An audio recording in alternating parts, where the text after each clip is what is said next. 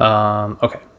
So today I'm gonna try something a little different. I'm gonna do a sort of a discussion between myself, and the whole point of this is because I find a lot of my ideas can get a little one-sided because I don't have anybody to discuss them with, and sometimes I have really good ideas, but other times I can spiral, and it helps me to discuss it out loud amongst myself, I guess. So I've created two personas.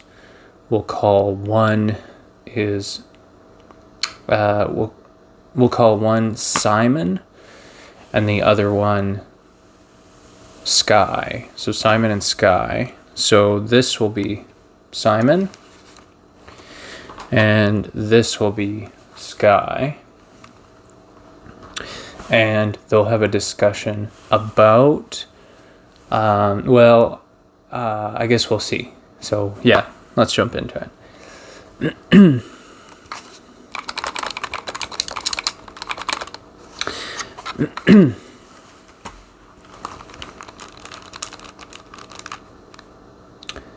Hey Simon. Hey Sky, what's up?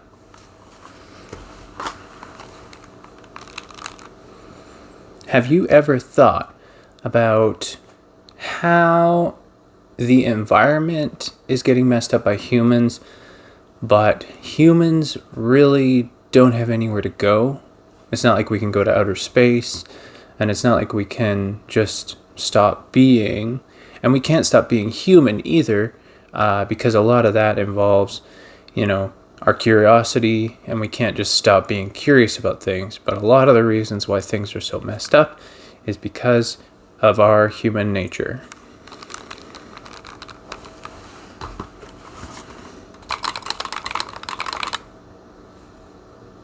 Yeah, I've thought a lot about that. I mean, just think about this Steam Deck. It's awesome. And same with your Switch over there. It's great to play games on these things and to get to see the cool stories that people come up with. And it's a really interesting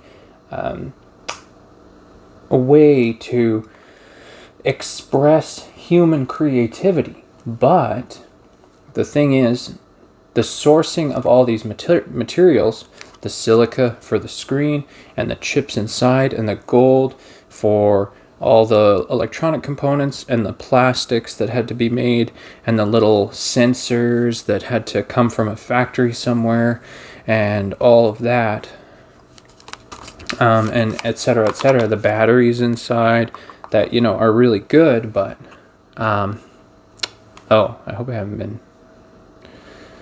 you guys could hear that. Anyways, that's all pretty cool, but how do you reconcile that with, the fun that this thing can provide with all of the kind of problems that you can see in the world that come from manufacturing something like this,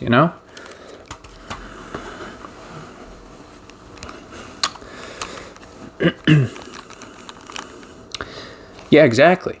Like, this one feels a little less destructive than yours because, of course, it's so much smaller and it's so cute. And look at the little logo on the back, and it's got cute little buttons, and even the games you play are cuter. And so in a lot of ways, it feels like it's less destructive to the environment.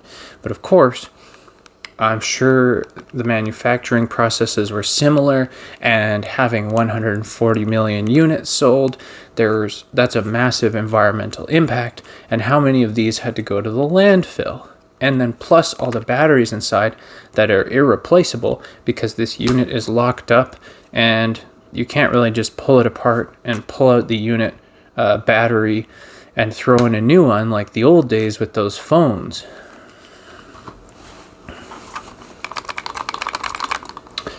Well, Sky, this is quite a conundrum. How are we supposed to live in a world where we both feel guilty about almost everything we do and at the same time are forced to live here because, what else are we going to do?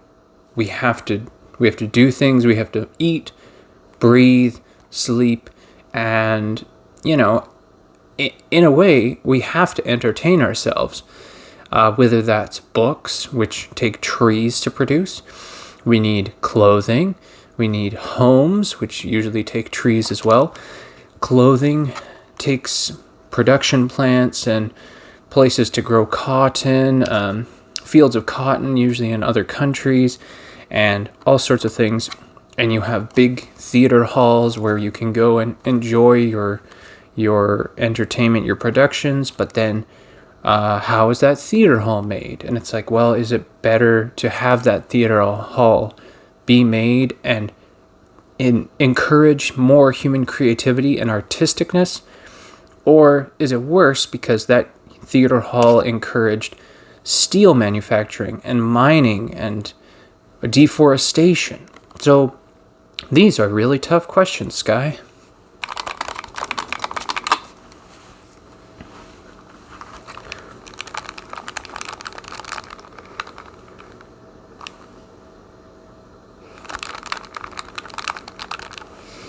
I'm playing Zelda.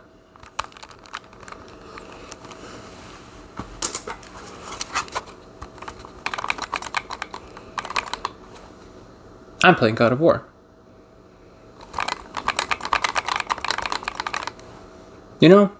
Sometimes I wish I was just lived in an old world and I had big muscles and a big sword and I could just kind of go kill people and get paid for it.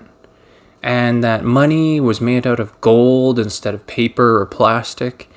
At least it's like a tangible element in the periodic table that has some sort of tangible value and usefulness instead of a piece of plastic or paper.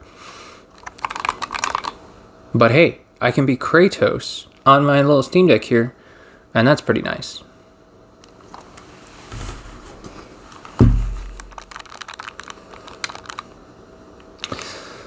Yeah, I think fantasy is super important for almost keeping us grounded in an ironic way, because fantasy shows us the greatness that humans are capable of. Whether it's good or evil, we are capable of great acts, and it paints us in a starkly good or evil light. And so it kind of reflects back at us how our actions affect other people in the most dramatic ways, and how someone who might go around killing people can still be a good person, and someone who goes around doing the right thing all the time might still be not a good person.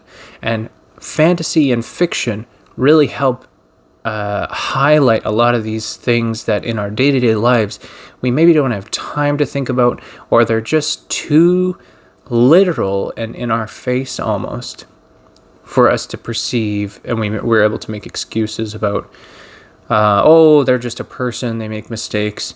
But then you read a fantasy story about someone doing that same thing, and you're like, hey, I don't approve of that. Hey, this other person did that sort of thing in the real world. Hey, maybe that means they're not such a good person.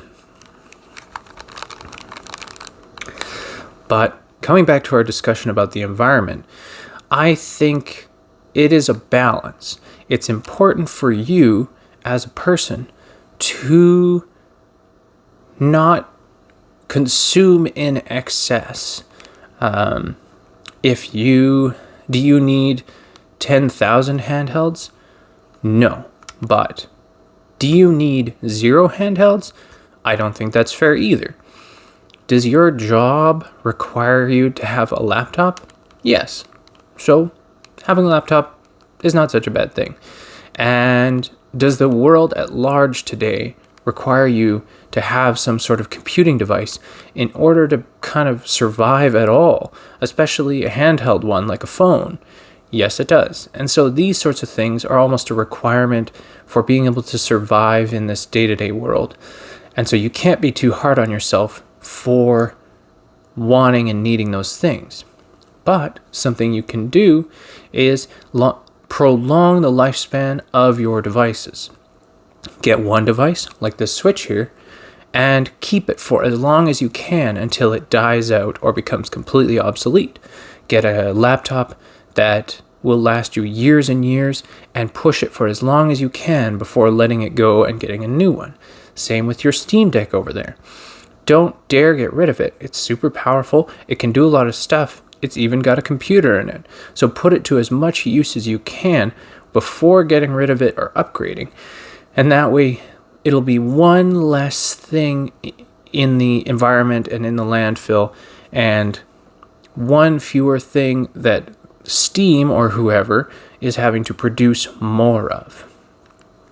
That being said, you can't be expected to just not do anything.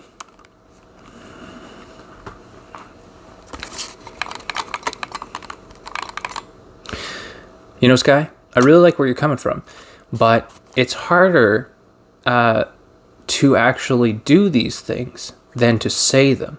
Everything you said makes sense to me, but then I go out into the world and I see deforestation and I think, boo, deforestation. And then I come back to my house filled with wooden things made of wood and I love making things out of wood. And a lot of creativity is wood-based, carpentry and all that. And of course, you also have that wood is one of the most sustainable resources as far as creativity. So if someone was to become a metal worker versus a woodworker, the woodworking would be a more sustainable career path because you can grow more wood, but you can't grow more steel. And so there's, as much as you saying these things to me makes sense and it feels good and I hear you and I'm like, yeah, I totally agree. And I could just go on with my day. As soon as I do go on with my day, I'm going to run into a problem that brings me back all these questions and I'm going to have to try and answer them all over again. So the real question is, how do I come to a good conclusion where I can go out into the world and practically look at deforestation or mining or things of this sort, and then still go on with my day without having another existential crisis all over again?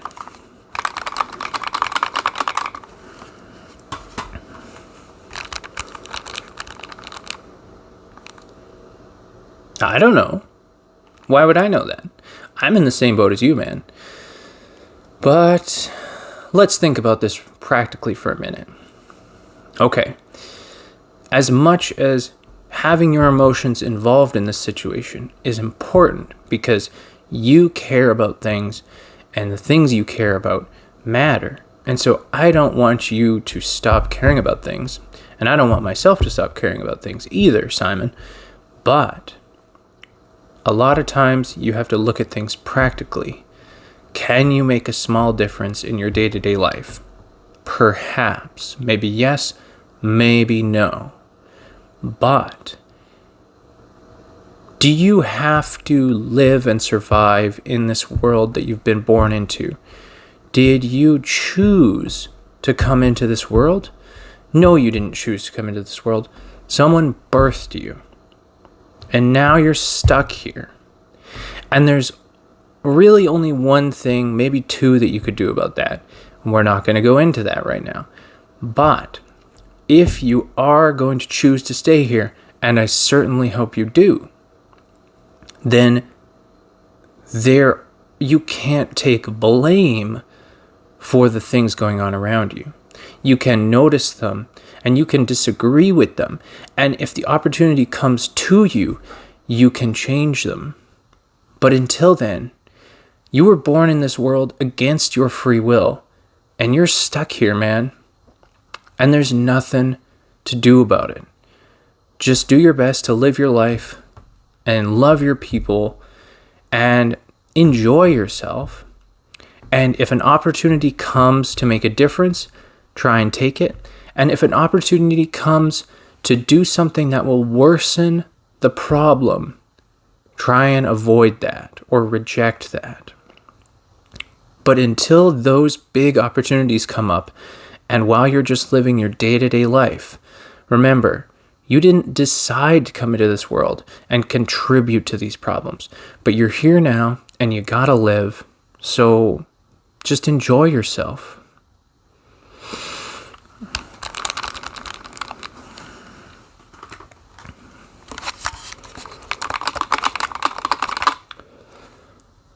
Wow, Sky, I really never thought about it that way before. The fact that I didn't choose to come into this world, and I'm kind of stuck here now, really changes my perspective.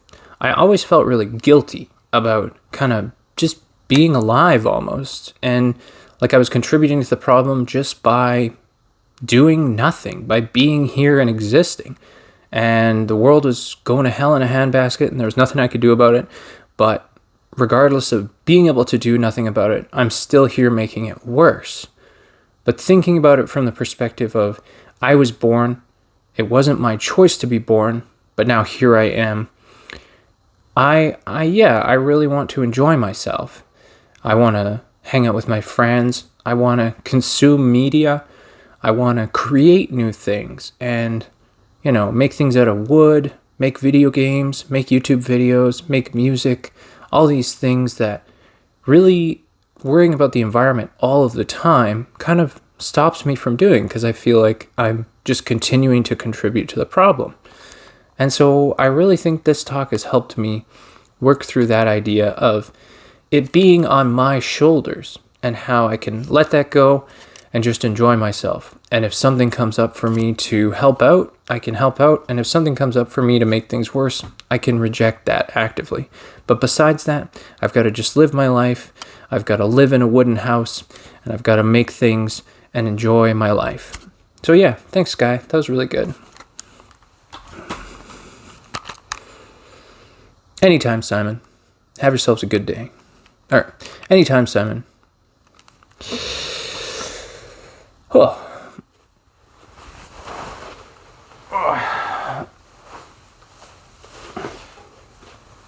Okay. My legs have completely fallen asleep from sitting on them for a while. I hope you all were able to hear everything I said and enjoyed that. I had no idea where that was going to go. And this was the fun part about having the conversation with myself, is having the two sides of the argument really helps me get a new perspective, because my view is usually Simon's view, where things are quite dire and things are sort of my fault almost as far as the environmental question is concerned. Things are sort of in my hands in a weird way, or on my shoulders. And even though it was myself versus myself in this conversation, having the other perspective of, I guess, Sky in this situation, and coming in with that random piece of information about, like, hey, you were just born here, at this time in this place, and that's not your fault, and there's nothing you can do about that. Like, that's not something for you to solve. That's not a problem for you to solve. It's just a fact. That's not your choice.